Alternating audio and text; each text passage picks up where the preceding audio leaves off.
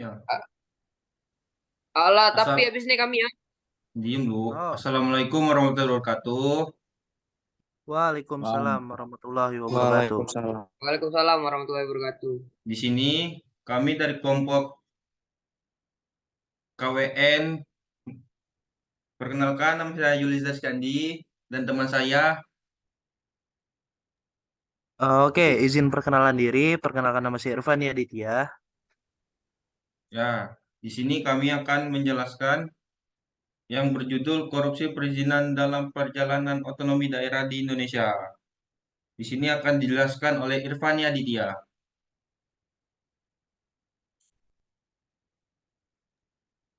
Nah, oke. Pada PPT kami, untuk daftar isinya dapat dilihat. Itu yang pertama pendahuluan, yang dimana berisi latar belakang dan perumusan masalah. Dan yang kedua merupakan pembahasan yang menjelaskan permasalahan yang terjadi. Dan yang ketiga yaitu tentang kesimpulannya sendiri. Ringkasan dari apa yang telah eh, diteliti ataupun yang dibahas dalam jurnal yang kami pilih. Oke, next. Nah, oke, masuk yang pertama yaitu pendahuluan. Nah, korupsi di bidang perizinan, masalah serius yang merata dan tersebar di seluruh pemerintah daerah di negeri ini. Pemberian izin berfungsi untuk mengawasi dan mengendalikan aktivitas masyarakat agar tidak timbul kerugian pada pihak lain. Oke, next. Oke, di sini kita akan membahas dari efek yang ditimbulkan. Yang pertama yaitu memungkinkan daerah fleksibel dan responsif dalam melakukan pelayanan publik. Dan juga yang kedua menyebabkan para penjabatnya lebih memiliki kesempatan untuk korupsi. Dan yang tak lain pelakunya adalah aparatur pemerintah dan korporasi seperti yang terjadi di Meikarta. Nah, oke, untuk kawan-kawan yang nggak tahu tentang yang terjadi di Meikarta, itu adalah kasus korupsi dalam pengurusan izin yang melibatkan pejabat tinggi dari pemerintahan Kabupaten Bekasi dan petinggi Lipo Group. Nah, itu merupakan kasus eh, yang kami bahas dalam jurnal kami menjadi salah satu contoh kasus yang berisi tentang pengurusan izin. Nah, mungkin bisa next.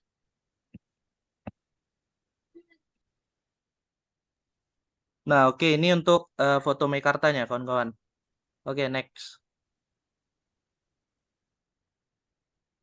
Oke, kita masuk ke pembahasan. Oke, next. Nah, oke, yang pertama itu adalah desentralisasi dan harapan majunya daerah. Nah, tujuan pertama desentralisasi adalah mewujudkan political equality, yang dimana tertera dalam Pasar 1 Butir 7 Undang-Undang Nomor 32 Tahun 2004, dan juga yang kedua itu tertera dalam Undang-Undang Nomor 32 Tahun 2004. Nah, oke. Untuk kawan-kawan yang nggak tahu, untuk Pasal 1 Butir 7 Undang-Undang Nomor 32 Tahun 2004 itu adalah menjelaskan tentang asas desentralisasi dalam pelaksanaan otonomi, yaitu memberikan keleluasaan organ daerah otonom yang berhak mengurus rumah tangganya sendiri dalam rangka desentralisasi. Nah, untuk yang Undang-Undang Nomor 32 Tahun 2004 yaitu adalah tentang pemerintahan daerah. Oke, next. Nah, oke, untuk yang kedua yaitu kasus korupsi perizinan kepala daerah. Nah, ini merupakan contoh dari kasus korupsi perizinan yang terdapat pada jurnal kami. Yang pertama yaitu pada tanggal 7 Mei tahun 2014, Bupati Bogor, Rahmat Yasin, melakukan praktik korupsi yaitu jual beli izin alih fungsi hutan untuk perumahan elit yang dikelola PT Bukit Jonggol Asri, dan eh, beliau melakukan korupsi, kita panggil aja beliau karena berhasil melakukan korupsi di balik ketatnya hukum yang ada di Indonesia, katanya ya, ketat. Dan dapat kita lihat itu korupsi yang dilakukan sebesar 5 miliar. Dan selanjutnya itu pada tahun 2015, Bupati Lombok Barat, Zaini Aroni dihukum 7 tahun penjara karena memeras pengusaha yang akan mengurus investasi izin wisata di Kabupaten Lombok. Oke, next. Oke, yang ketiga itu bentuk korupsi yang terjadi secara umum. Yang pertama itu korupsi kecil-kecilan atau petty corruption dan korupsi besar-besaran atau grand corruption. Untuk yang kedua yaitu penyuapan atau bribery. Yang ketiga penyalahgunaan atau penyelewengan, misappropriation. Yang keempat penggelapan atau embezzlement. Yang kelima pemerasan atau extortion. Yang keenam perlindungan. Nah, oke, mungkin sedikit kita bahas. Untuk yang pertama, korupsi kecil-kecilan. Nah, korupsi kecil-kecilan merupakan bentuk korupsi yang sehari-hari dalam pelaksanaan suatu kebijakan pemerintah. Nah, secara garis besarnya seperti itu untuk korupsi kecil-kecilan. Nah, korupsi ini biasanya cenderung terjadi saat petugas bertemu langsung dengan masyarakat. Korupsi ini juga biasanya disebut dengan korupsi rutin atau routine corruption. Karena korupsi ini dilakukan biasanya untuk bertahan hidup. Nah, untuk yang kedua, eh, penyuapan atau bribery. Nah, penyuapan bribery biasanya dilakukan dalam birokrasi pemerintahan di Indonesia, khususnya di bidang atau instansi yang mengadministrasikan penerimaan negara. Revenue administration dapat dibagi menjadi 4. Nah, ini pembagian dari penyuapan itu ada 4. Yang pertama itu pembayaran untuk menunda atau mengurangi kewajiban bayar pajak dan cukai. Yang kedua itu pembayaran untuk meyakinkan petugas agar tutup mata terhadap kegiatan ilegal. Yang ketiga itu pembayaran kembali. Yang keempat itu pembayaran untuk meyakinkan dan memperlancar. Nah, yang keempat penggelapan. Ya, penggelapan pasti kawan-kawan juga udah tahu, yaitu dengan menggelapkan atau mencuri uang negara yang dikumpulkan. Nah, yang kelima pemerasan. Pemerasan ya terjadi ketika masyarakat mengetahui tentang suatu peraturan yang berlaku dan celah inilah yang dijadikan kesempatan untuk mereka melakukan pemerasan. Dan yang keenam itu perlindungan. Perlindungan juga menjadi salah satu pemilihan mutasi ataupun promosi staf. Biasanya dilakukan dalam hal itu berdasarkan suku dan kedekatan personal biasanya untuk perlindungan. Oke, next. Oke, next. Nah, oke, untuk yang 4. Oke, 4 mungkin akan dijelaskan oleh teman saya Yulizar.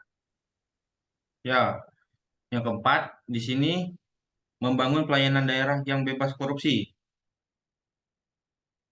Peraturan Presiden Nomor 81 Tahun 2010, yaitu 3 sasaran hasil utama, yaitu yang pertama, peningkatan kapasitas dan akuntabilitas organisasi.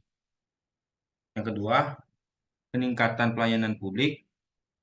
Dan yang ketiga, pemerintah yang bersih dan bebas KKN. Ya, kesimpulan, dengan cara memperbaiki birokrasi negeri ini, salah satu kewenangan tersebut adalah dengan cara melakukan pencabutan terhadap perizinan yang terlintasi korupsi.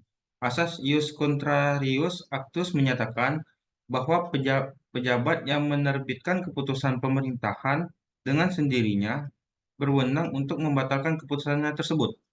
Jika memang terbukti adanya korupsi dalam penerbitan izin, adalah tugas pemerintah untuk membatalnya. Sekian dari PPT kami. Eh, apakah ada yang ingin bertanya?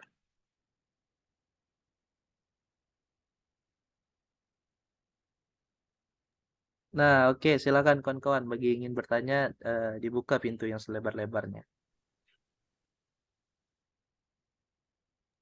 Oke, saya mau nanya untuk Adit dan Aan. Baik.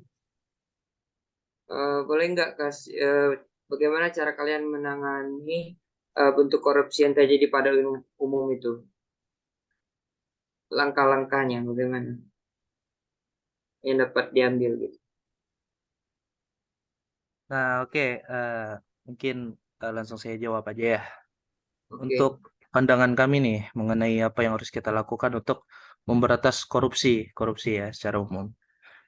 Nah, tentunya korupsi ini bukan menjadi rahasia lagi untuk negara kita sendiri, negara tercinta kita yaitu Indonesia.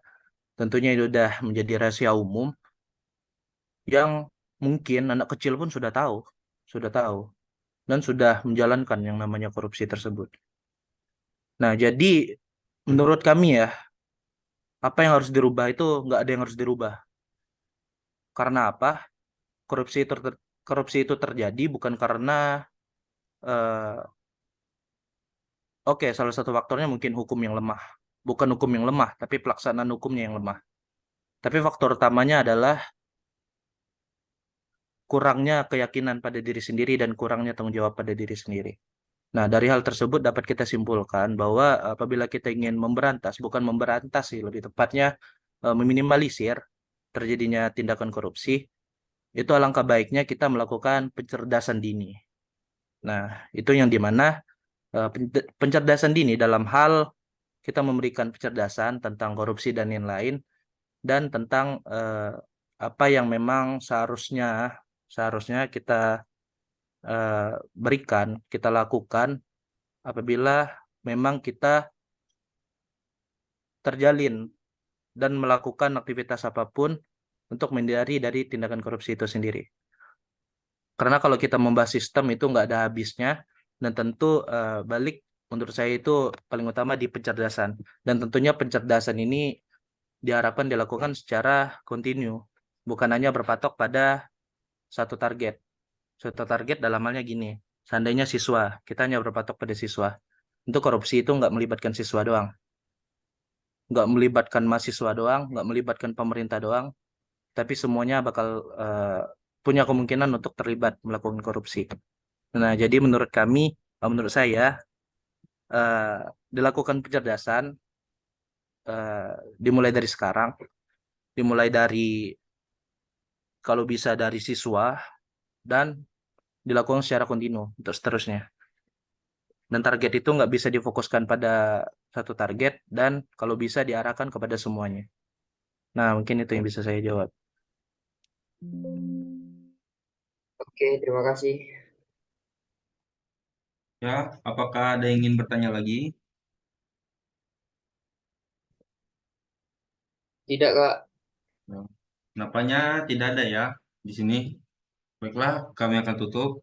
Eh, Terima kasih telah mendengar atau telah masuk ke dalam Zoom kami. Dengan itu, wassalamualaikum warahmatullahi wabarakatuh. Waalaikumsalam warahmatullahi Waalaikumsalam wabarakatuh. warahmatullahi wabarakatuh.